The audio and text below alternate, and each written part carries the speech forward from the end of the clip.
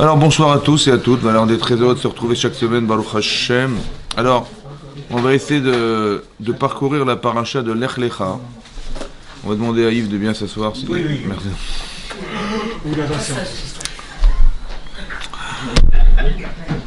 Et donc c'est marqué dans la paracha comme ça. C'est marqué, Hashem a dit à Abraham, Lech Lecha. Donc va-t'en, pars pour toi, Me'artsecha, Mimolatecha, Mibetavicha.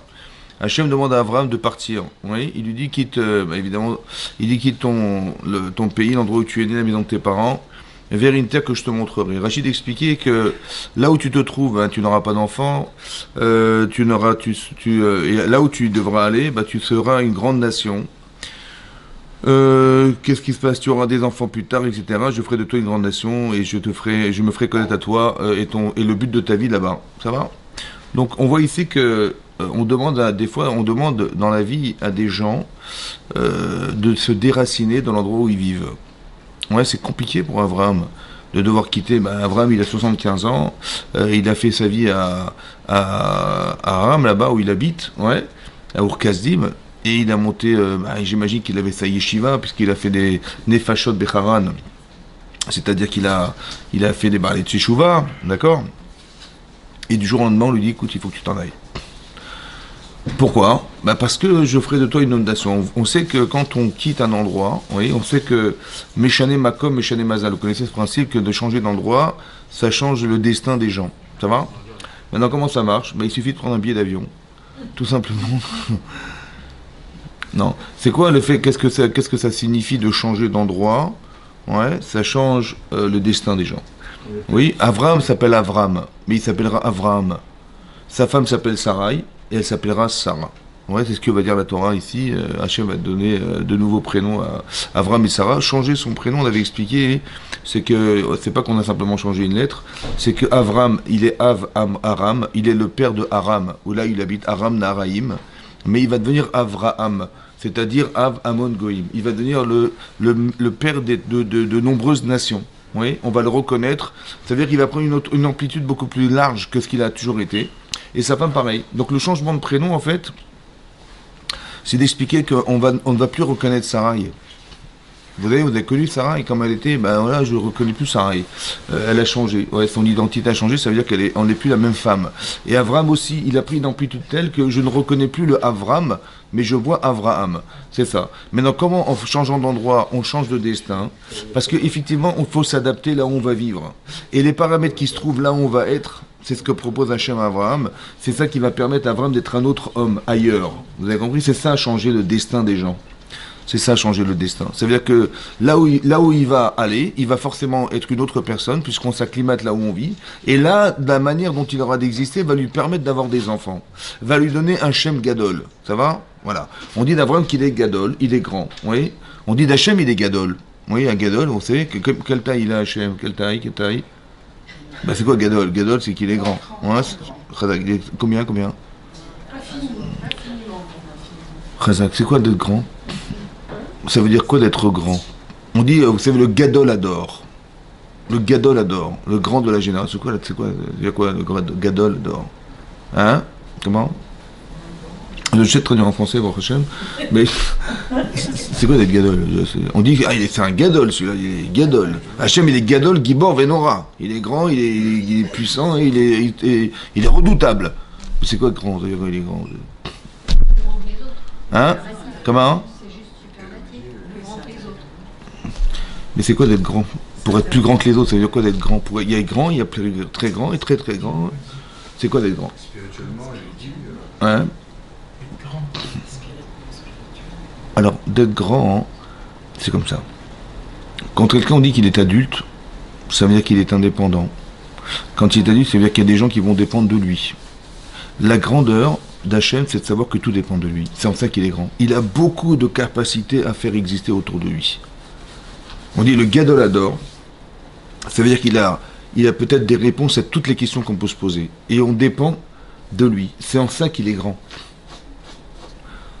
Vous avez compris? C'est ça la gadlout, la grandeur de l'âme du Gadol adore ou la Gadol que Hachem il est grand. Ça veut dire que il est capable de faire des choses qu'on ne serait jamais capable de faire. C'est ça sa grandeur.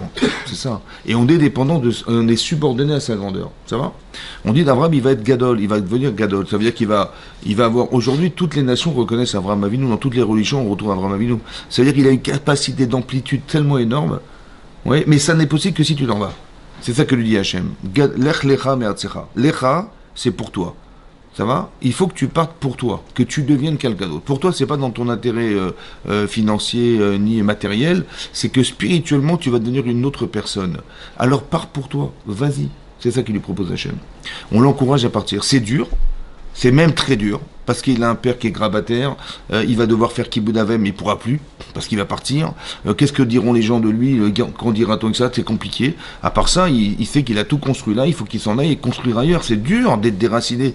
On sait bien que des gens qui ont quitté l'Afrique du Nord, ouais, ça a été très dur. Ils sont partis, mais ils n'avaient rien. Ça va, ils ont été exilés ils sont venus en France, sont partis en Israël, partis au Canada, ils sont partis en je sais pas où. C'est dur, hein, vous avez compris cette difficulté. Pourquoi Hachem, des fois, nous fait vivre des difficultés pareilles? Pourquoi Abraham doit passer par la difficulté de quitter l'endroit où il doit vivre? Et pourquoi nous-mêmes, ça nous est difficile de vivre des expériences qui sont difficiles à vivre? Voilà. Qu'est-ce qu'on gagne de faire des choix compliqués? Oui, quand Hachem dit tu vas travailler à la sueur de ton front, pourquoi on est dans une difficulté à vivre? À quoi ça sert? Ça va? Ok. Donc c'est dur de quitter son pays, c'est encore plus dur de quitter l'endroit où on est né, et c'est encore plus dur de quitter la maison de ses parents. C'est ça qui est marqué, d'accord? Parce que ici, dans le sens du texte, on a bien compris que c'est marqué Artsecha, ton pays, Molatecha, l'endroit où tu es né, la maison de tes parents. Non, tu prends tes valises, tu quittes tes parents. Après, tu quittes l'endroit où tu es né et tu quittes le pays d'où tu viens. C'est ça ou pas? Et on voit que c'est marqué dans l'ordre inversé. La Torah ne s'intéresse pas au déplacement d'Abraham. Elle s'intéresse à la difficulté qu'aura Abraham de quitter l'endroit où il se trouve. D'abord, ce qui est plus simple, c'est ton pays. C'est facile. De quitter ta culture, de quitter ton langage, c'est facile. Ce qui est un peu plus compliqué, c'est de quitter l'endroit où tu es né. Parce que tu as une attache particulière à l'endroit où tu es né, c'est tes repères. Et ce qui est plus compliqué, c'est l'espace familial. Ah, ça c'est plus dur. Ça va? Et donc c'est ça. Donc c'est ça. Il va falloir appréhender ça. Maintenant, Rachid nous explique qu'on a rajouté ces mots dans la Torah. On aurait pu dire, Hachem il aurait dit à Abraham, écoute, va vers un pays que je t'indiquerai. Bah évidemment, si tu t'en vas, tu quittes tes parents, tu quittes l'endroit où tu es né, évidemment c'est comme ça. Pourquoi il l'a marqué? Pour dire qu'il va recevoir un salaire sur chaque mot rajouté. Le salaire sur chaque mot rajouté. Alors c'est intéressant d'y réfléchir au départ en se disant, est-ce que le fait de quitter ses parents, de quitter l'endroit où il est né, de quitter son pays, ouais, c'est un moyen qui permet d'arriver au but, c'est-à-dire d'arriver à la terre vers laquelle il doit aller, ou bien que non, le fait qu'on reçoive un salaire, c'est que c'est un but en soi. Hachem, il ne peut pas donner un salaire à quelqu'un sur un moyen, on est bien d'accord. Ouais, le type, il va travailler, il dit, bah, attendez, je suis venu à l'heure, j'ai mis mon costard tous les jours, madame, elle s'est maquillée, elle s'est parfumée, j'ai attendez, je demande salaire, attendez, j'ai mis les moyens quand même, il faut me donner. Bah, j'ai compris, mais sinon, si tu viens mal habillé, tu rentres même pas dans le bureau. C'est évidemment comme les moyens, est-ce qu'on paye un salaire sur un moyen? Est-ce qu'on peut exiger sur la fiche de paye d'augmenter son salaire sous prétexte qu'on a fait des choses qui nous permettent de travailler? Évidemment que non. Comment ça se fait que ce qui permet à Hachem et à Abraham d'arriver en Israël, qui est de quitter ses parents, de quitter l'endroit où il est né et son pays, on peut lui donner un salaire dessus? Alors on explique en fait, oui, que en fait c'est quoi le salaire? Le salaire c'est l'objectif. Quand tu atteins quelque chose dans ta vie, tu reçois un salaire. C'est ça le salaire. Le salaire c'est d'être. Mais non, là tu es en incapacité de quitter ton pays. Quand tu seras capable de le faire, tu t'y prépareras bien. Alors tu auras le salaire d'être en capacité de partir. Après, tu as une autre problématique, c'est quitter l'endroit où tu es né. Si tu arrives à solutionner ce problème, eh ben, tu deviendras une autre personne. Et cette personne, elle a le salaire, le mérite d'avoir atteint ce niveau. Et si encore tu es capable d'aller encore plus loin, c'est de quitter tes parents, alors là tu auras atteint quelque chose qui te permettra de... Pourquoi c'est comme ça? Parce que tu vas partir d'ici, mais tu vas te retrouver ailleurs, à 2000 km. Mais si ta tête, elle est l'endroit où tu es né, et si ta tête, elle est dans le pays où tu as grandi, si ta tête, elle est avec tes parents, ça va faire un élastique que tu tends en fait. Et hop, tu reviens à la case départ. Ça va? Donc pour être sûr que cet élastique tendu, il ne va jamais revenir à la case départ, il faut que tu sois en capacité de pouvoir solutionner ça. On ne part pas sans avoir des solutions à ces problèmes. Ça va? Et donc ils doivent partir à Abraham en passant que Hachem dit, écoute, si tu fais ça, je te donnerai un salaire. Le salaire, c'est d'être capable d'être en capacité de pouvoir résister. Ça va? Et de se dire, voilà, il a eu raison, vous avez compris? C'est comme les gens, ils font l'Alia, ouais, ils partent la faire au fusil. D'accord? Bon. Il dit, mais de toute façon, on a des problèmes ici, on en aura là-bas, bah, autant partir. Bon. C'est un faux calcul parce que ça va être pire. T'as pas la langue, t'as pas la mentalité, t'as grandi ailleurs, tu laisses, etc. C'est ça qui est marqué ici. Il y a Molatecha, Artsecha et Betavira. Il faut être très important de bien solutionner tout ça avant de partir quelque part. Et lorsque tu l'auras fait, bah, tu auras le mérite, le salaire, le mérite d'avoir été en capacité de t'adapter ailleurs. C'est comme ça que ça marche, ça va? Et donc c'est dur pour Abraham. Qui c'est qui l'a suivi? La Torah nous dit Lot, son neveu, ouais, qui est le fils de son frère, et qui est aussi son beau-frère, puisque parce que Lot, parce que Haran, il avait 3 enfants. Haran qui est décédé, Haran il est mort, son frère, ouais. Il est décédé, il avait 3 enfants, 1, 2 et Chazak. Donc il avait qui? Chazak, il avait Lot, et il avait 2 filles. Hein? Il y avait Sarah qui était Iska. On l'appelle Iska. Dans la Torah, elle s'appelle Iska. Ouais. Et il y avait la femme de Nahor, Milka. Ça va? Elles étaient 3. En fait, Milka, ouais, c'était. Non, Milka, le chocolat. Et chacun a épousé une femme. C'est-à-dire qu'Avram, il a épousé Iska, qui était Sarai, ouais. Et il y avait Lot, qui était son neveu, et qui est devenu son beau-frère. Tout à coup, il est devenu son beau-frère. Et lui, il a suivi Avram. Ouais, il avait perdu son père, donc Avram, il s'est occupé de son neveu, et qui était son beau-frère, et ils sont partis ensemble. Ça va? Et ce qui est bizarre dans la Torah, et c'est ça qui est important de comprendre, on verra que quand on fait des choix dans sa vie, ça a des conséquences dans son futur. Vous allez comprendre ce que je vais vous dire. Ici, Avram, il va être accompagné de Lot et de sa femme et de ses élèves, etc. Ils vont partir ensemble. Et il va y avoir, dit la Torah, il va y avoir un problème. Vous voyez, entre les bergers d'Abraham et ceux de Lot. Et la Torah nous dit que les bergers de Lot, ils vont prétexter qu'ils ont le droit d'aller faire paître les troupeaux là où ils veulent, en Eretz Kenaan, qui est la terre promise à Abraham. Et sous quel prétexte ils se permettent de faire une chose pareille? Parce que Hachem, il a promis la terre à Abraham Avinu. Cette terre, va dire, un jour est un héritage d'Abraham. Et il n'a pas d'enfant. Monsieur n'a pas d'enfant. Sa femme, elle risque à tomber enceinte, elle a vu l'âge qu'elle a. Et donc, l'autre, il s'est permis de faire un raisonnement suivant en disant, Abraham, il n'a pas d'enfant, il n'aura pas d'enfant a priori. Donc, le seul héritier d'Abraham, c'est moi. Et donc, vous pouvez y aller, les cocos, c'est déjà ma terre. Ça va? Donc, il y a un petit syndrome bizarroïde chez lui, c'est de dire que ce qui va être bientôt plus tard un héritage soi-disant est déjà présent. Il y a des gens qui vivent au présent dans l'aspiration du futur. Ça va? Vous avez compris un petit peu le truc? Ok. Donc il a un problème, monsieur a un problème. Et donc, qu'est-ce qu'il fait? Ah oui, Rachid dit que Iska c'est Souka. Elle était couverte de Ruach HaKodesh, d'esprit divin. C'est beau, hein? Et donc, qu'est-ce qui se passe ici? Et donc, ils vont se disputer. Avram, il va dire à l'autre, il paraît mais alay. Il va pas pouvoir s'arranger avec lui, d'accord? Et donc, il va dire, sépare-toi de moi. Tu iras à droite, j'irai à gauche, à droite. Donc, il va décider. On a expliqué une fois hein, que pourquoi Avram, il est obligé de prendre la direction inversée de son neveu. Il dit, où tu vas? À droite? Ben, moi, j'irai à gauche. Et tu iras à gauche? J'irai à droite. Pourquoi il a besoin, d'aller à l'inverse de ce que va aller dire l'autre? Et pourquoi il ne va pas décider lui-même d'aller là où il a envie d'aller? Ça va? Il n'a pas besoin de demander à l'autre où tu vas, il a besoin de dire écoutez, on va se séparer, bonne journée, bonne soirée, je sais pas quoi, et chacun ira dans sa direction. Pourquoi il lui demande absolument là où tu dois aller, j'irai à l'inverse? Oui? Alors on a expliqué comme ça. Quand vous voyez des gens qui sont tordus, ça va? Tordus, et que vous ne savez pas quoi faire, il faut leur demander qu'est-ce qu'il faut faire.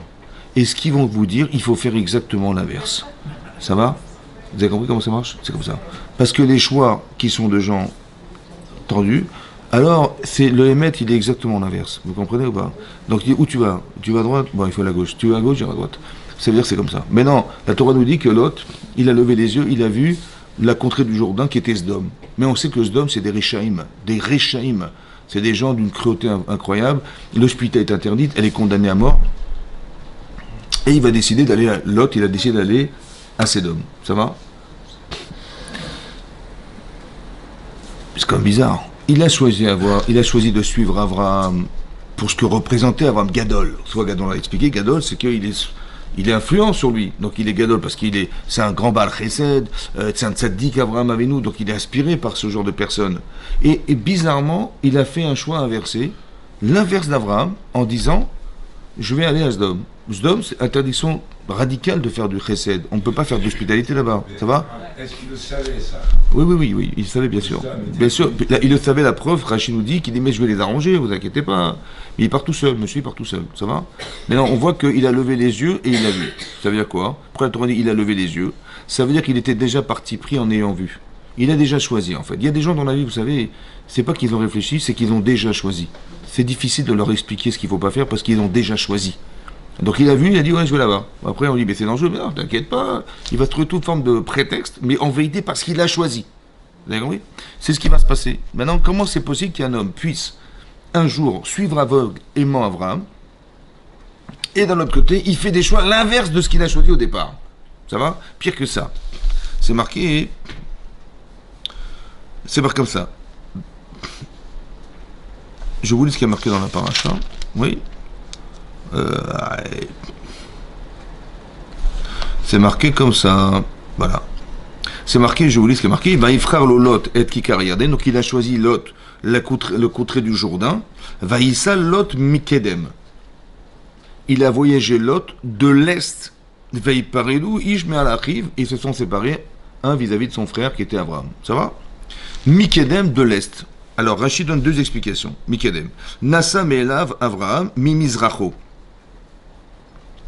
En fait, Abraham, il était à l'est. Il est parti depuis l'est d'Abraham. Ve'alach le Ma'aravo chez Abraham. Il est parti à l'ouest d'Abraham. Ça va? Il est parti, donc il était à l'est, Abraham. Il a quitté Abraham qui était à l'est pour partir vers l'ouest. D'accord? C'est ce qui est marqué. Ça, Mikedem. Depuis l'est pour partir à l'ouest. D'accord? Donc il a voyagé de l'est à l'ouest. Voilà ce que nous dit la Torah. Ça, c'est une explication. Ça, c'est le pshat, le sens littéral. Le midrash, pourquoi Mikedem? C'est quoi ce mot Kedem? Ouais. Il dit Rashi, ouais, Diagada, mais il y a comme ça, Issa Atzmo Mikadmuno, Shelolam. C'est qui Kadmon en hébreu, c'est qui précède le monde. Il a quitté Hachem. D'accord? Amar, il a dit Lot à ce moment-là, Ievshi lo be Avram lo be Elokav. Je ne veux ni suivre Abraham et ni son Dieu. Ça veut dire qu'il est parti complètement de l'autre côté. D'accord? Il est parti de l'est à l'ouest. Quand vous entendez l'expression, ah ben celui-là il est à l'ouest. D'où c'est sûr de... Ça sort de là. Ça va? Ah bien sûr, il est complètement à l'ouest. Ça veut dire qu'il a quitté la Torah, il a quitté machin, ça sort d'où? Ça sort d'ici, ça va? Ça veut dire qu'il est parti Mikedem vers l'ouest, ça va? Là où le soleil se couche en fait. Non, eh ben, il dit celui-là il est à l'ouest, celui-là. Mais d'où ça sort? Il est parti à l'ouest. Ben, c'est ça. Ça veut dire qu'on voit d'ici que l'autre il a quitté carrément Hachem et Avram Avinu. Mais non, oui, qu'est-ce qu'on apprend d'ici? Comment ça fait ça lui a tourné la tête, hein? Comment vous imaginez? Il a voulu changer des choses. Non, il a quitté Abraham, mais pas dans le sens, dans la religion. Ça veut dire qu'il a quitté Dieu, il a quitté tout ça, il a renié Hachem, il a renié tout ça. Mais comment ça s'explique ici? Non, ça j'ai compris. Mais pourquoi tout à coup une personne elle peut carrément changer de direction dans sa vie et plus de religion, plus zéro combien? Ouais, plus rien. Parce qu'il n'a pas expliqué, lui, il voulait les terres d'Abraham, c'est pas ça le truc? Non, c'est pas ça. Non. L'éducation du départ, peut-être. Comment ça fait qu'il est passé de l'est à l'ouest? Il est complètement perdu, le pauvre, il a quitté mon Dieu. Ouais. Alors je pense comme ça. Dans la vie, il faut faire des choix. Bon, c'est difficile de rester religieux à ce d'homme. Ah bah il faut choisir mon vieux. Hein. Alors il dit moi honnêtement, je peux plus. Alors je vais quitter le bon Dieu, je vais que... Ça veut dire que le type, honnêtement, il quitte la Torah, ou il quitte Abraham, parce qu'il a besoin de kiffer son truc à Asdom. Ouais, qu'est-ce que j'y fasse? Donc je suis obligé, honnêtement, je suis obligé. Ça veut dire qu'il est piégé par son honnêteté intellectuelle. Et c'est comme ça que ça marche. Il y a des gens, ils vont parce que ça les intéresse pas, mais des gens parce qu'ils sont, ils veulent pas trahir ce qu'ils ont choisi. Ils disent, écoute, j'ai choisi, laisse-moi tranquille, j'ai choisi. Ouais, accepte mes choix. Le premier, c'est que tu fais des choix qui sont contraires. Mais bon, c'est un choix, tu l'as accepté. Alors je suis obligé de renier Hachem pour arriver à combler mes choix, c'est-à-dire avoir envie de vivre à Sodome, alors que c'est bien que je sais ce que je vais gagner là-bas, je sais ce que je vais perdre, mais je suis obligé. Qu'est-ce que je vais faire? Vous avez compris? Ça veut dire qu'il y a des gens qui vont lâcher Akadosh Baruch Hu sous prétexte d'intérêt personnel. Parce qu'honnêtement, je peux pas être dans les deux, c'est pas possible. Vous avez compris? Ça, c'est le danger d'être moitié-moitié. Il y a des gens qui sont moitié-moitié. Non, il faut faire un choix, mon chéri. Ou tu es religieux, ou tu es truc. Bah lui, dis-moi, je suis, ouais, c'est fini la Torah, c'est fini. Ça va? Voilà. J'ai pas envie d'être à moitié-moitié, que je dis, voilà, je suis religieux, mais à la fois je suis complètement à côté de la plaque. Non, je préfère être honnête. Donc le type, il va lâcher le bon Dieu pour ça. Ce qui est grave, il s'est fait avoir aussi, lui, celui-là. Ça va? Et c'est ce que fait l'autre. Maintenant, comment expliquer ça? Alors écoutez-moi bien. Comment ça se fait qu'Avram, il a vu le Kikar Yarden? Il a vu la contrée verdoyante et ruisselante et tout ça. Ouais, il l'a vu ou pas, Abraham? Bien sûr qu'il l'a vu. Et comment ça se fait qu'il n'a pas eu envie d'y aller? Parce qu'il était attaché à Parce que c'est lui qui avait choisi. Comment des fois dans la vie, on doit faire des choix? Il y a des gens, ils vont faire des choix, mauvais choix, et donc ils vont pas faire ces mauvais choix, ils vont se concentrer sur des bons choix. Ça va? Mais comment ça se fait qu'Abraham, il a vu la journée, il a dit non, moi ça m'intéresse pas, j'ai pas envie d'y aller. Et l'autre, il a vu ça, il a dit waouh, il a dit écoute, je laisse tout bon Dieu, c'est pas grave, je vais là-bas. Comment c'est possible qu'on puisse faire des choix, ouais, qui nous empêchent d'être cohérents dans nos choix? Vous avez compris? Là, ça va? Shabbat shalom. Alors il dit c'est comme ça. Est-ce que ça a été dur pour Abraham de quitter son père? Oui. Est-ce que ça a été dur pour Abraham de quitter l'endroit où il est né? Oui. Est-ce que ça a été dur pour Abraham de quitter son pays? Est-ce que ça a été dur pour l'autre? Non. Mais non, puisqu'il a tout. Il a suivi Abraham. Vous savez ce qui a marqué là, c'est très intéressant. Que quand on a eu des difficultés dans la vie à faire des choix, ces choix difficiles nous ont permis de faire des choix plus faciles ou plus cohérents. Je vous explique. Abraham, c'était très très compliqué de quitter son pays. Il avait tout construit là. Le prix de partir, c'est le prix du sacrifice. Maintenant, est-ce que je vais sacrifier ça pour ça? C'est-à-dire, maintenant tu me dis, bah, tu vas à Sdom. C'est quoi là-bas? Il y a du fric, il y a du machin, il y a du znout, il y a des, je sais pas ce qu'il y a là-bas, il y a des trucs. Ouais, mais tu vas t'enrichir, c'est un pays, c'est une région très très riche, tu vas voir, tu vas faire du fric là-bas. J'ai compris, mais j'ai quand même pas quitté mon pays pour aller là-bas. Je veux dire, j'ai quand même pas quitté l'endroit où je suis né pour aller là-bas. J'ai quand même pas quitté mon père et ma mère pour aller là-bas. Vous avez compris? Pourquoi t'arrives à... Parce que la sensibilité de la difficulté permet de contrebalancer une sensibilité inversée. Ça s'appelle construire des êtres humains. Construire, c'est pas informer les gens. Tu vois, Abraham, ouais, il a dû enseigner la Torah à Lot, etc., etc. On est dans l'enseignement. Je ne m'intéresse pas à ce que tu sais. Je m'intéresse à ce que tu ressens. Parce que demain, ton Yitzhara, il va vouloir te faire ressentir d'autres choses. Tu as vu le kikar, comme il est joli là-bas, comme c'est beau, comme c'est attirant, comme c'est attrayant, comme c'est aimanté. Alors comment tu vas te désinventer de ça? Eh bien, il faut que tu aies un sentiment inversé en te disant, attends, j'ai quand même pas perdu ça pour ça. J'ai pas fait, attendez, on va pas... Ce sentiment-là permet d'arriver à contrebalancer un sentiment inversé.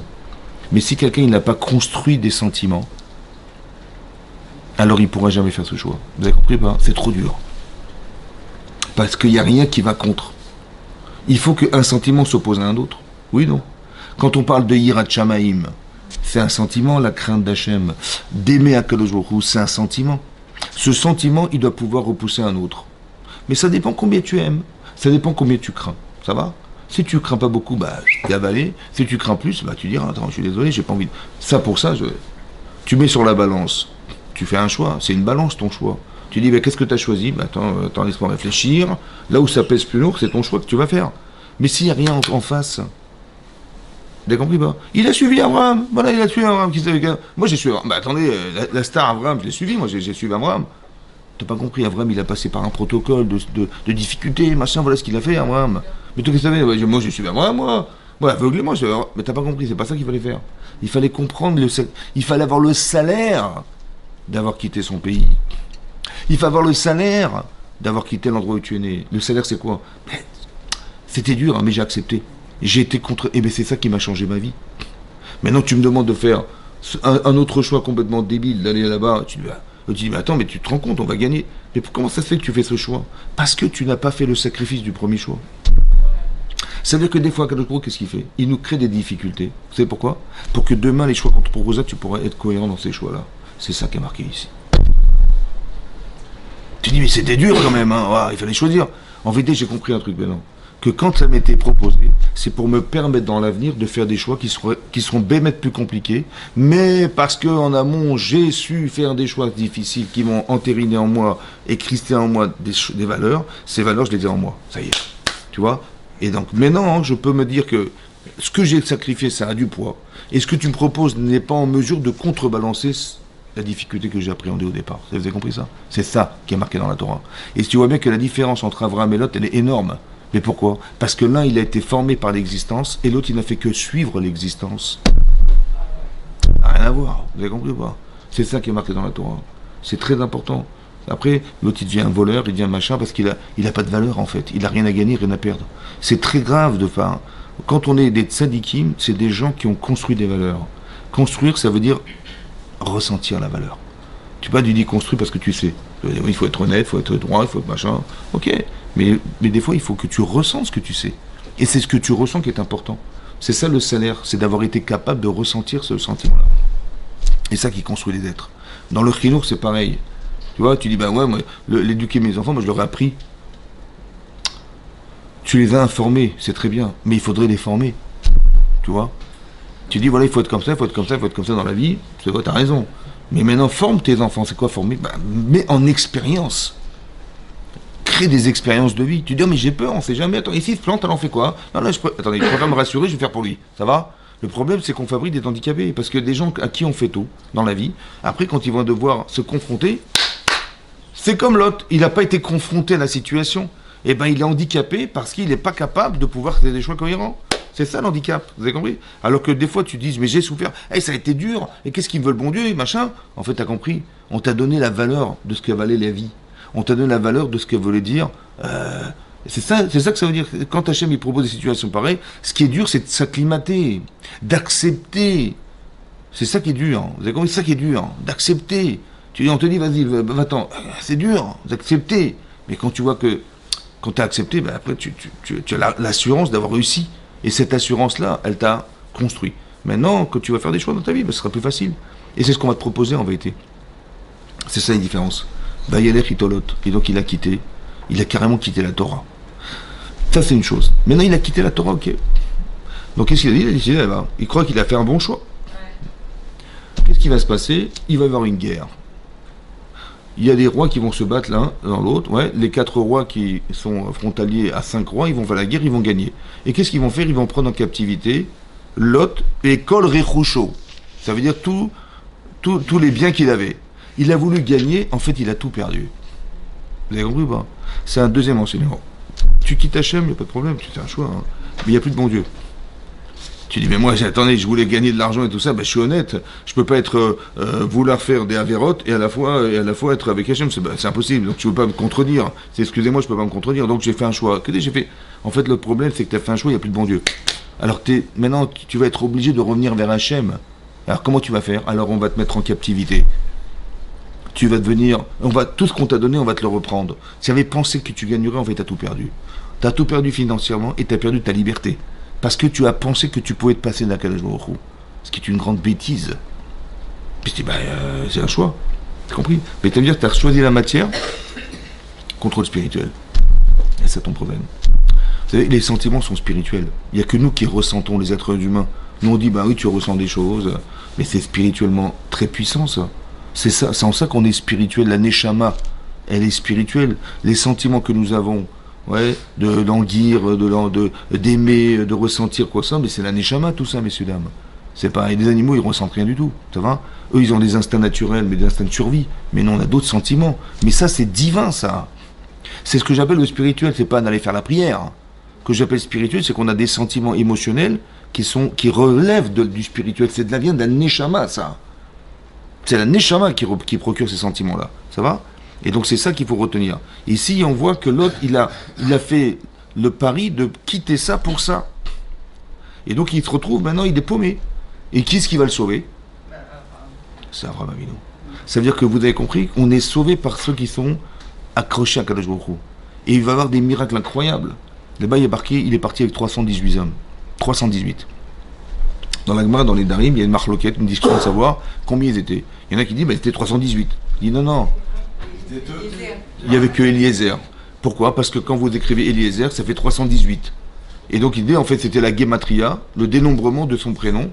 Eliezer, ça fait 318, donc ils étaient 2. Ils ont fait la guerre à 2. Et ils ont fait quoi? La Gemara dans Tani d'Afkafalef, elle dit là-bas, elle raconte une histoire, mais en fait, on a appris de là-bas que comment il a fait la guerre à Avraham Avinu, il a fait la guerre, il a pris du sable, il a jeté. Ouais.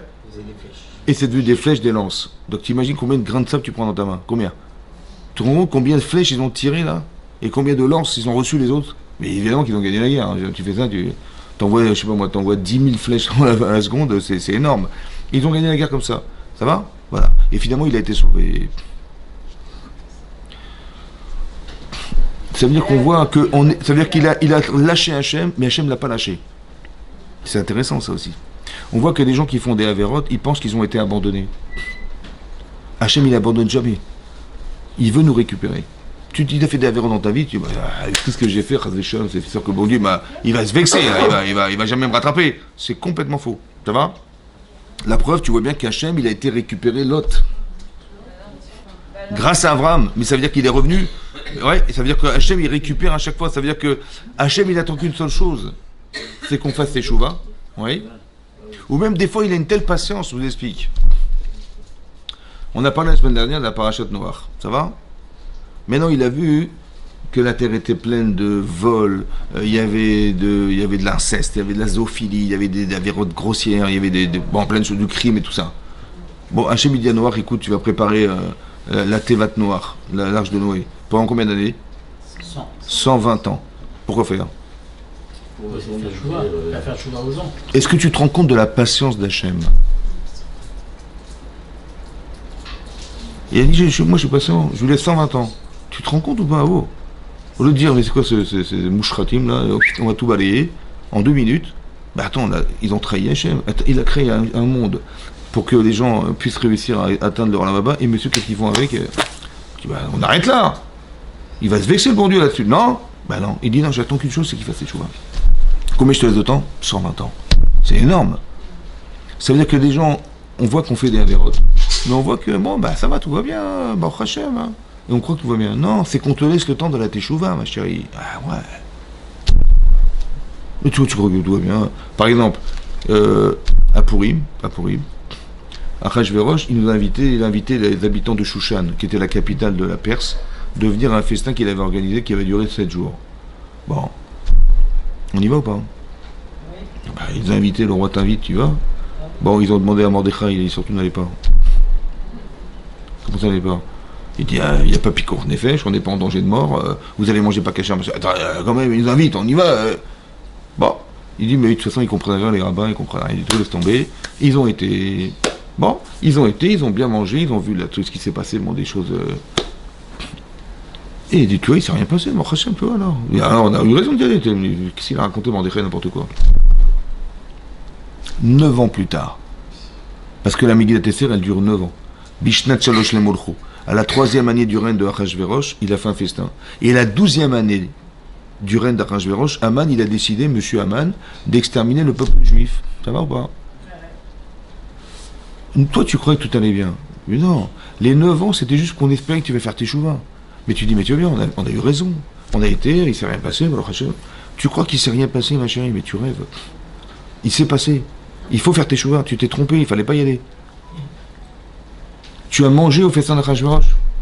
Alors on va décréter un jeûne. Tu vas jeûner 3 jours ce que tu as mangé. Et après que tu viens fêter Chouva, alors tu vas manger autre chose. Tu vas manger au festin de Esther Amalka. Tu dis, mais on mange là-bas et on mange là-bas.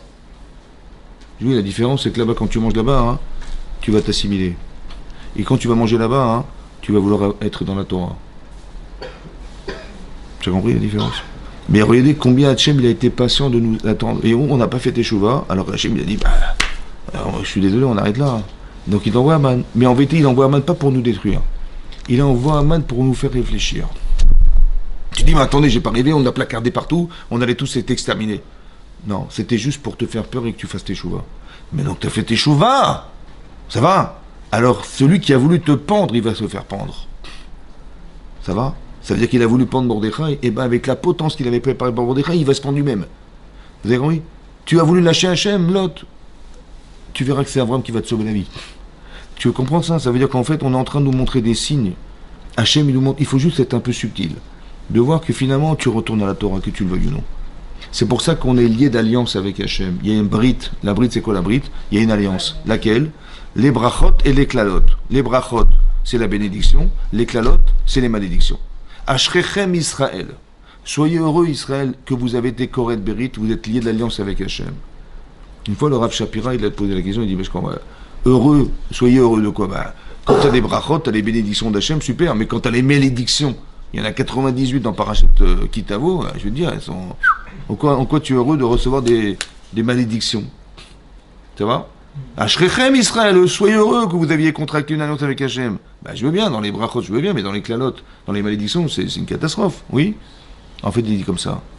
Si tu vas dans les brachot, ça veut dire que si tu vas dans le bon sens, tu verras que Hachem il va t'accompagner. Et même si tu vas à l'inverse, tu dis, moi, j'ai pas besoin du bon Dieu, moi, j'ai besoin de personne. Ok, on prend un premier obstacle. Paf, un mur. Bon, ben, on va l'éviter. On va éviter le mur. Un deuxième, et un troisième, on va éviter. Combien tu vas éviter? À un moment donné, tu vas dire, on peut plus. Ça fait 98 fois, on peut plus. À un moment donné, t'en peux plus. Qu'est-ce que tu vas faire? Tu vas tourner vers Hachem. De toute façon, tu te retournes vers Hachem. Vous avez compris? Ashrechem Israël. Que tu fasses des mitzvot, Hachem, il est avec toi. Et si tu fais des avérotes, Hachem, il va te retrouver un jour. Ça a compris ça? C'est ça, Ashrechem Israël. C'est que tu choisis ça ou ça, de toute façon, tu retrouves le bon Dieu. Les types, ils sont retrouvés dans des tunnels pendant 2 ans dans le noir. Ils ont demandé la seule chose, je voulais pas des tunnels. Ils ont senti des anges qui les entouraient, des machins. Les types, ils sont partis Shabbat, Simchat Torah, ils ont été faire la fête avec des Bouddhas et des machins. Et ils se sont retrouvés dans les tunnels. Et les types, ils ont fait Teshuvah. C'était des gens qui étaient complètement à l'ouest. Ouais. Et ils ont fait Teshuvah. C'est Hachem, il ne nous lâche pas. Un type comme ça, il met Halel Shabbat, le jour de Simchat Torah, il le rattrape. Et les types, ils ont ressenti, ils ont dit, bah oui, ils étaient en noir, les types. Ils disent, qu'est-ce que tu veux, Hachem, qu'est-ce que tu veux? Tout à coup, ils pensent au bon Dieu. C'est incroyable. Qu'est-ce que tu parles du bon Dieu? Dans la détresse, Mina Metzar, Karateka. Dans l'étroitesse, j'ai appelé Hachem. Tu vois, c'est très étroitesse. C'est là qu'on demande Hachem. Et là, l'autre aussi, il va faire tes chevaux, vous avez compris, c'est extraordinaire. Mais ça veut dire qu'on voit ici des chemins à suivre et à ne pas suivre. Oui, il va revenir avec Abraham. Mais ce que je vois d'ici aussi, c'est important de voir, écoutez bien. L'autre, il a un vrai problème. Ouais, on a dit qu'il est un peu tordu. Ça va? Qu'est-ce qui va se passer? On verra dans la paracha la semaine prochaine que Hachem, il va détruire Sodome. D'accord? Et donc, il va se sauver. Il ne va pas suivre Abraham parce qu'il a eu peur de suivre Abraham. Pourquoi il a eu peur? Il a dit, je préfère être entouré de Réchaïm et qu'Hachem il me voit comme un tzaddik que d'être avec Abraham et je vais être comme un rachat aux yeux d'Abraham, aux yeux d'Hachem auprès d'Abraham. Il dit, on va se calmer, il est parti. Il s'est sauvé. Mais ses filles, elles ont cru que c'était la fin du monde. Elles ont vu une bombe atomique qui est tombée sur Sodome. Elles ont dit, waouh, c'est la fin du monde.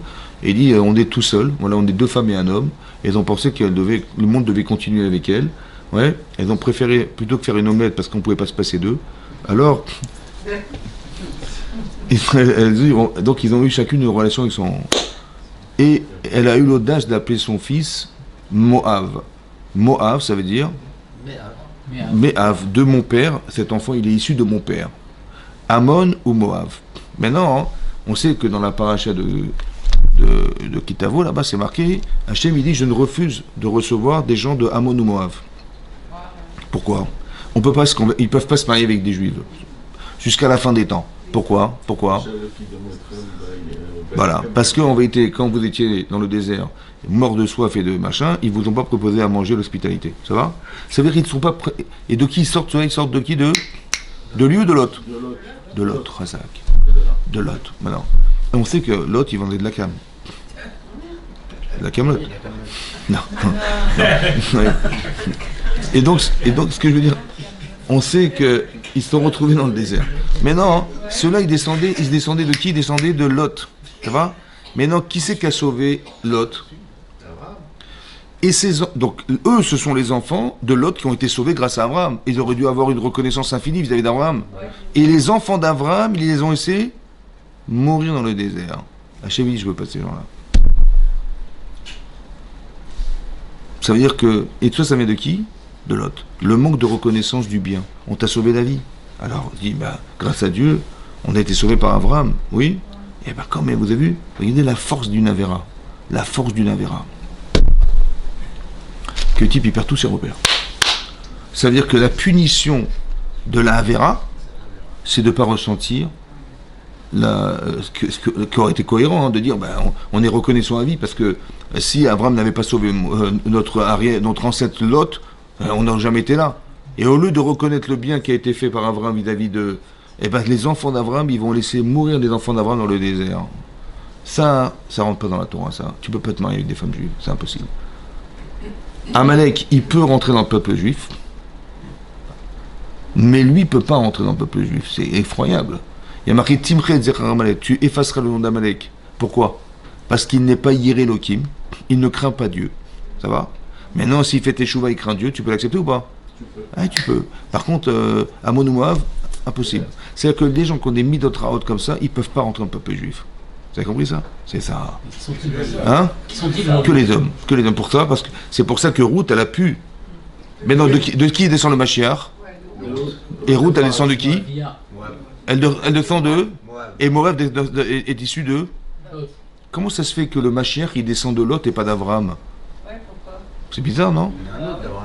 C'est caché. Bah, la Gdusha, elle passe à Abraham, Israël, Yaakov, le Mashiach, il aurait dû descendre d'Abraham.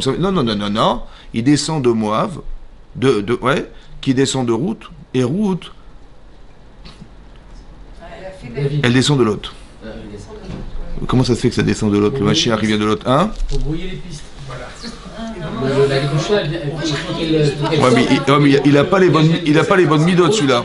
C'est marrant parce qu'il a pas les bonnes midotes de base. Parce que c'était Sarah, Machin, il fait c'était toujours Sarah les- qui devait engendrer le Mashiach. Et il y a Et Mashiach Ben que, Yosef en fin de compte, aussi. Il y a les deux. elle a. Non. Sarah et Ménou, elle devait engendrer Ishmaël. Et comme ça s'est pas fait parce que Agar, elle s'est barrée. Elle s'est égarée. Donc, du coup, c'est pas une histoire comme ça. Ça, c'est dans les 10 commandements, ça.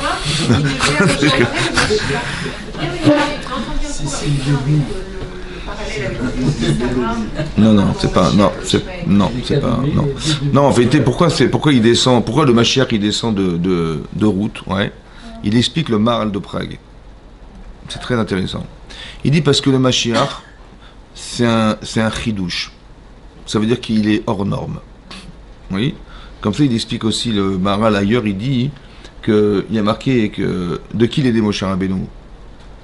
De Amram et de Yochebed. C'est marqué dans la Torah, ça? Non. Il y a marqué Vaikar. Il a épousé Ish mi Bet Lévi, un homme de la famille de Lévi, et Bat Lévi, une fille de la famille de Lévi. Pourquoi on n'a pas marqué les prénoms? Hein, c'est bizarre ou pas? Il disait pourquoi on n'a pas marqué les prénoms? Non, vous savez pas? Dommage. Non, franchement, dommage. Parce qu'en vérité, Moshe Rabbeinu, il n'est pas né d'un couple. Il n'a pas la neshama de monsieur et madame. Non. Il n'est pas issu. Il a une neshama qui est au-dessus de tout. Bon, c'est pour ça qu'on n'a pas marqué les prénoms. Pour pas que tu te gourres et tu crois, bah tu vois, il est un peu d'Abraham, il y a un peu de Amram et un peu de. Non. Ils ont eu ce mérite. Mais il n'est pas issu. Vous avez compris? La neshama, elle vient d'ailleurs, d'un autre niveau très très spirituel. Ça va? Quelqu'un qui est capable de parler avec des anges, il monte Bamor, il est capable de faire descendre la Torah, c'est quelqu'un. Ça, c'est un chidouche. Alors il dit le Mashiach, comme il y a eu Moshe Rabbeinu qui était le sauveur d'Israël, il y aura un jour le Mashiach, Benat Hashem. Dites Amen. Amen. Et donc c'est un chidouche. Il dit, ça ne peut venir que d'un chidouche. En quoi c'est un chidouche? Comment une femme, comme Ruth, elle descend de Moab, et son arrière, c'est Lot, et elle est capable de faire teshuva, madame et tout, c'est un chidouche. Alors le Mashiach, il va venir de là. Elle a été tellement puissante dans la capacité à sortir de la saleté dans laquelle elle se trouve, madame. Comment elle a fait? Elle s'est convertie au judaïsme, elle a épousé Borav, Gadolador, comment c'est possible? De tout en bas, de tout en haut, comment c'est possible? Elle a une telle puissance intérieure qu'elle est devenue cette femme, qu'elle peut. C'est un chidouche tellement incroyable qu'elle va engendrer ma chère. Oui, c'est ça. Le décalage est tellement impossible. C'est un chidouche, c'est impensable. Comme ça, il explique le Maharal de Prague. C'est beau, hein? Très bien. Hein? Elle aussi, elle sera- Le rose au milieu des épines. Ouais. Mais comment elle s'en est sortie? Rivka, ça. C'est comme Rivka, pareil. Rivka, elle vit à Padan Aram, que des Rishaïm, et son père c'est un rachat, son frère c'est un rachat, une famille de rachats, ouais. C'est pour ça qu'on dit la paracha. Ouais, pour éviter d'être Rishaïm, et ben, elle est devenue une sédéquelle. Mais oui, elle est devenue une sédéquelle, pourquoi? Parce qu'elle s'est battue contre ses parents, contre l'entourage, contre sa famille, et cette bataille a fait d'elle une femme exceptionnelle, vous avez compris? C'est ça qui est marqué.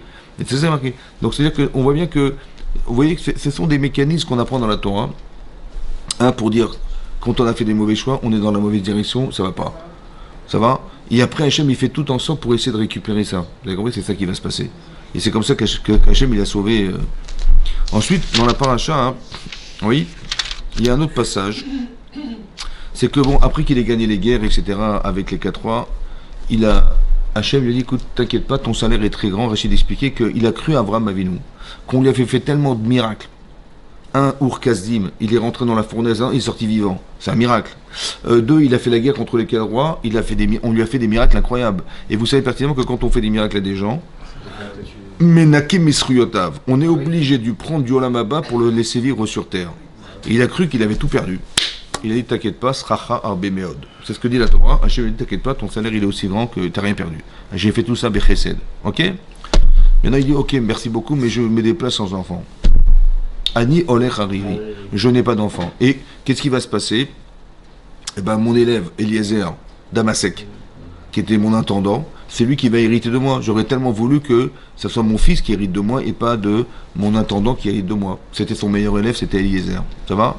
J'ai dit, t'inquiète pas, de ton entrailles sortiront des enfants, et regarde, lève les yeux au ciel, tu verras, voilà, t'as aussi nombreuses que les étoiles ou que le sable de la mer. Donc il lui a promis des enfants. Avec qui? Pas marqué. On ne sait pas. Il n'y a pas marqué. Abraham, il aura des enfants, il est assuré d'en avoir, mais on ne sait pas avec qui. Ça va? Ça explique pourquoi Sarah, elle a pensé donner Agar. Elle dit peut-être que je ne méritais pas d'avoir des enfants. Ça va, avec mon mari. Et ben je propose une autre femme. Ça va? À mon mari pour qu'il ait des enfants. Elle a fait tout ça pour lui en fait. Un sacrifice de femme, c'est très très dur ce qu'elle a fait comme choix, Madame Sarah. Parce que d'accepter que son mari l'épouse. Hein? Attends, c'est qu'elle avait une descendance, c'est Chazakobalour, ça c'est technique. Mais émotionnellement, c'est un sacrifice féminin très grand, ouais. Alors je pense une chose importante. Elle a eu des enfants finalement, Sarah ou pas? Comment ça se fait? Ben, peut-être que c'est ça ce qui lui a permis d'en avoir. C'est parce qu'elle a fait un sacrifice de femme énorme. Alors elle est devenue cette femme, une autre femme, celle qui a accepté. Eh ben, cette femme-là, elle peut avoir des enfants. Vous avez compris? C'est extraordinaire ça. Mais pourquoi elle a fait ça? Alors j'ai pensé comme ça. Ça reste entre nous, hein? Ok. Vous vous rappelez que dans la paracha de Bereshit, ça remonte un petit peu. Chava, hein, elle a proposé à manger à son mari du Etz Hadaat. C'est-à-dire qu'elle a consommé le fruit de la connaissance du bien et du mal, elle savait qu'elle allait mourir, mais elle ne supportait pas que son mari il puisse épouser une autre femme qu'elle. Et donc il fallait qu'il meure avec elle, pour le meilleur et pour le pire. Et donc elle a dit à son mari, bon, elle a réussi à le convaincre qu'il ait mangé avec elle le Etz Hadaat, et donc il va mourir avec elle. Ça va? Maintenant, elle a voulu que son mari meure pour ne pas souffrir à l'idée que son mari l'épouserait une autre femme qu'elle. C'est ça ou pas? Elle a voulu que son mari meure à l'idée qu'elle ne voudrait pas qu'elle va souffrir de voir que son mari l'épouserait une autre femme qu'elle. C'est ça qui est marqué, oui. Alors j'avais expliqué à l'époque, je vous avais dit, que c'est pour ça qu'Hachem il a décrété qu'elle doit accoucher dans la douleur. Vous avez compris? Dans la douleur. Pourquoi? Pourquoi l'accouchement dans la douleur est la solution au problème de Chava? Oui. Parce que Chava, elle a voulu que son mari décède, entre guillemets, pour ne pas qu'elle souffre. Ça veut dire qu'il devait mourir avec elle pour ne pas qu'elle souffre à l'idée que son mari allait épouser une femme qu'elle. Alors Hachem, il est pour arriver à corriger ça, hein, il faut que tu acceptes de souffrir pour faire vivre. Tu as voulu tuer pour ne pas souffrir, c'est ça que tu voulais faire. Alors il faut que dorénavant tu acceptes de souffrir pour faire vivre. Pour combler ce... À l'inverse. Vous avez compris? C'est ça l'accouchement dans la douleur. Hein? Ça, c'est les femmes. Les hommes, ils doivent boire plus de bourra le Shabbat. Je rigole. Pour oublier ce que la femme a fait contre lui. Ouais. Non, parce qu'il fallait qu'il soit beau comme ça. Beau comme ça. Hein? Il était beau gosse, beau comme ça. Alors que là, il était malheureusement moche comme... D'accord. Maintenant, ce que je veux dire par là, c'est ça. Maintenant, qu'est-ce qui va se passer? Regardez, ça, c'est ce qu'elle a fait Chava. Mais non, qui c'est qui devait engendrer le clan d'Israël? Ben, c'est Adam et Chava. Ils ont réussi ou pas? Dites non, dites non. Ben non. Parce que jusqu'à Noach, après, ça a disparu. Fin de l'heure. Je dis en arabe. Maintenant, qu'est-ce qui va se passer? Chava, Sarah, elle a dit, mais moi, c'est moi qui vais engendrer. Peut-être que pour corriger la faute de Chava, je dois accepter qu'une femme, elle puisse rentrer dans mon couple, ce qu'a refusé Chava. Ouais, le niveau, ça commence à... Ça veut dire qu'elle a dit, c'est ça que je dois faire. Et c'est pour ça qu'elle a proposé Agar. Elle a dit, pourquoi? Pour ne pas s'égarer. Vous avez compris? Agar. Et donc c'est pour ça que... Il y a la gare de l'Est. C'est vrai, parce qu'il n'y a pas la gare de l'Ouest. Mais bon, et donc ça veut dire... Voilà, le Saint-Lazare qui... Voilà. Mais non. Vous avez compris, c'est peut-être ça qu'elle a voulu faire. C'est ça qu'elle a voulu proposer à son mari. Ça a marché ou pas? Ben non. Pourquoi? Parce qu'elle a pensé donner son élève. C'était qui, Agar? C'était sa meilleure élève. C'était une princesse. On dit une chifra. Ouais. Une chifra, c'est quoi une chifra? Hein? C'était une esclave, femme de ménage? À quoi tu me sers, Pierre? À rien, hein? Mais elle a pensé que c'est par elle qu'elle va... C'est un truc de fou quand même, non ou pas? Pourquoi c'est pas une idée? Parce que quand elle est tombée enceinte à Gare, vous vous rappelez ou pas? Elle a dit quoi?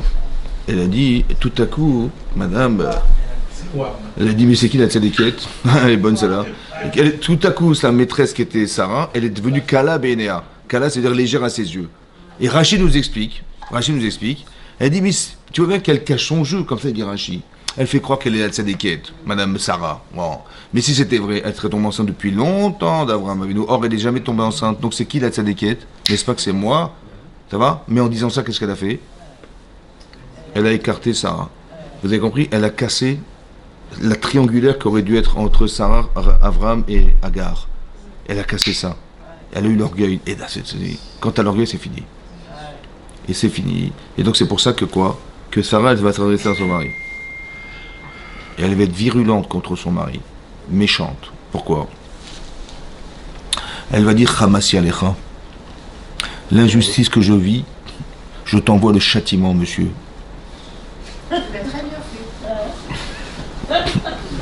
Pourquoi? Parce qu'elle lui dit comme ça. Elle lui dit, quand tu as prié Hachem, tu te rappelles ou pas? Tu as dit, Ani olech hariri, je me déplace sans enfant, je n'ai pas d'enfant. Tu aurais dit, Shnenu, tu aurais dit, nous n'avons pas d'enfant. Comment tu as osé dire je? Tu sais pourquoi j'ai pas été tombé enceinte? Moi je croyais que c'était de ma faute. Je suis pas au niveau d'Abraham, c'est pas vrai. C'est parce que tu as eu l'audace de dire je. Si tu avais dit nous, je serais tombé enceinte, c'est une injustice. Tu m'as pas inclus dans ton couple. Comme ça, elle dit, Ramsa Rashi ramène. Maintenant, d'où elle a su, elle? Moi, d'où j'ai su? Mais elle, d'où elle a su, elle? D'où elle a su que je veut dire nous, veut dire je, pas nous. Des fois, tu dis je pars en vacances, ben, je pars avec ma femme et mes enfants, évidemment. Quand je dis je, c'est nous. Mais elle a compris que je veut dire je. Comment elle a su que je veut dire je? Il a dit je n'ai pas d'enfant. Tu aurais dû dire nous n'avons pas d'enfant. Ouais, mais d'où elle a su que je veut dire je et pas nous? En fait, c'est comme ça. Écoutez-moi bien. Le manque de réaction d'un homme vis-à-vis de son épouse. Parce que elle, Agar, elle se vante devant Sarah. Et Avram, il entend ça. Ça lui a fait l'archouma ou pas, elle? Oui. Donc il aurait dû réagir ou pas? S'il n'a pas réagi, c'est-à-dire que sa femme, elle est où dans sa tête? Pas suffisamment pour réagir. Alors quand il n'a pas eu sa femme dans sa tête, ça veut dire que quand il a dit je, ça veut dire je et pas nous. Parce que s'il avait dit nous, on aurait réagi. Atachomea bisioni veshotek. Tu entends la honte que j'ai, tu te tais. Ça va? C'est ça qui a provoqué le fait qu'elle ait compris que je veux dire je. Parce que si t'étais nous, tu aurais réagi. Or, tu n'as pas réagi. Vous avez compris ça? Vous avez compris, messieurs? Vous avez compris, messieurs? Le petit remède, hein? Égoïste. Ça. Et donc, c'est ça. Vous avez compris le problème? C'est ça le problème. C'est qu'elle a su comme ça. Attachomé à Bijoni Veshotek, tu entends la honte que j'ai et tu ne réagis pas. Et donc, c'est ça qui va provoquer chez elle, ouais, le désir de recadrer son mari dans le chesed. Pourquoi je vous dis ça? Parce que la qualité d'Abraham, c'est le chesed, c'est la bonté. C'est vraiment qu'il n'a pas réagi par bonté vis-à-vis de son épouse en disant « Attends, je suis désolé, tu ne parles pas comme ça de ma femme. » Comment ça se fait qu'il n'a pas eu ça? Ouais. Alors j'ai expliqué, disons que je me souviens dans le ventre de ma mère, on m'avait dit un jour quand j'étais encore embryonnaire, que peut-être l'explication c'est ça. Abraham il fait du chesed. Ça va? Très bien. Mais il est où le vrai chesed? Il est où le vrai chesed? Pour sa maison. Dans son couple, ouais. Ouais. Le vrai chesed, il est là. Voilà. Le vrai chesed. C'est-à-dire que tu fais des choses dans ta vie autour de toi. Mais où ça doit se passer véritablement? Ouais. Quand est-ce qu'on offre des bijoux à sa femme et quand... Non. Le vrai chesed, non mais le chesed, c'est quoi le chesed? Le vrai chesed, il se passe en couple. Ouais. Mais c'est pour ça qu'il y a du Yetzer Hara dans les couples.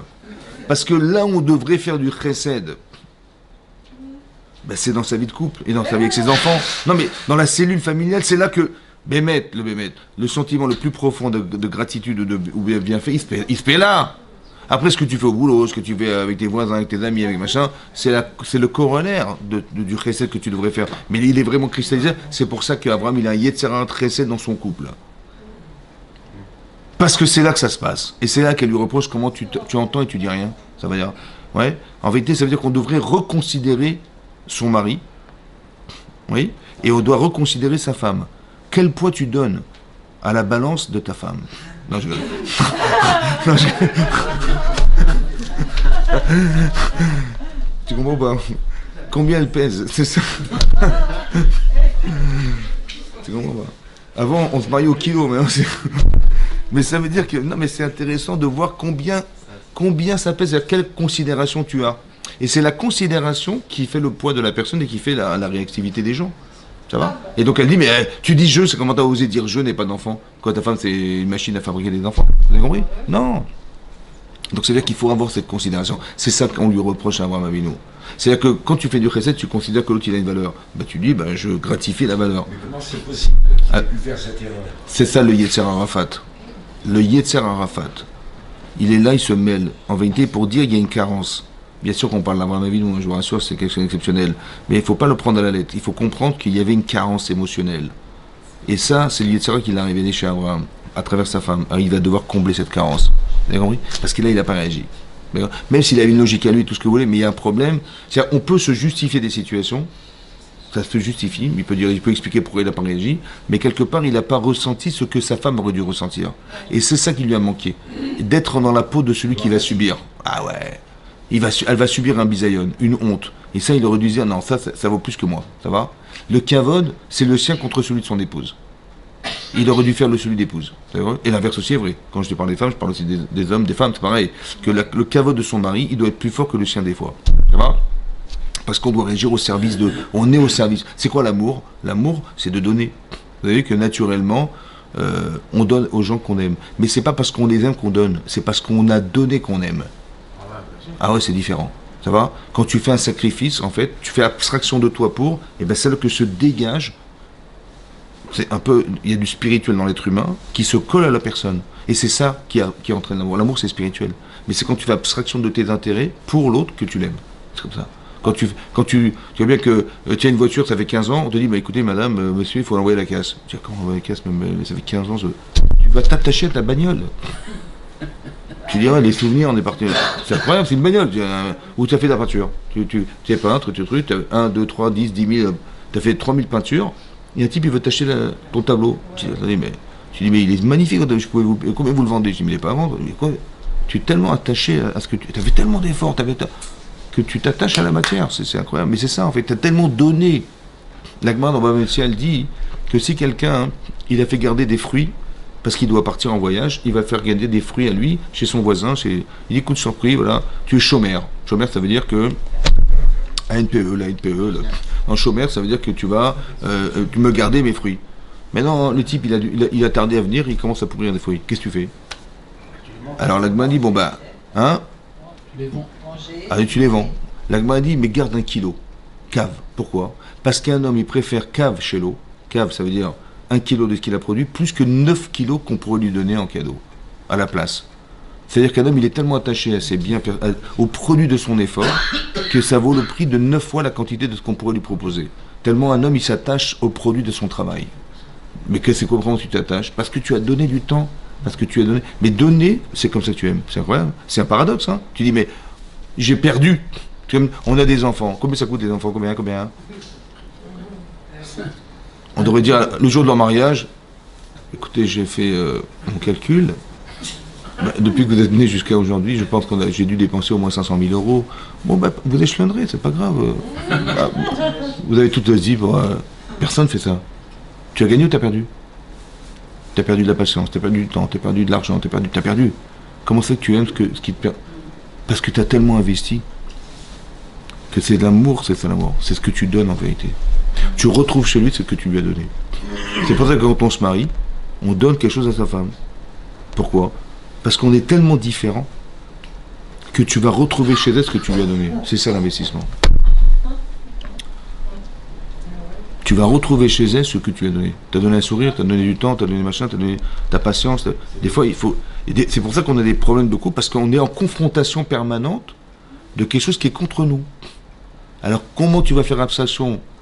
Une femme, comme elle va changer sa nature pour s'adapter au masculin, c'est un sacrifice personnel.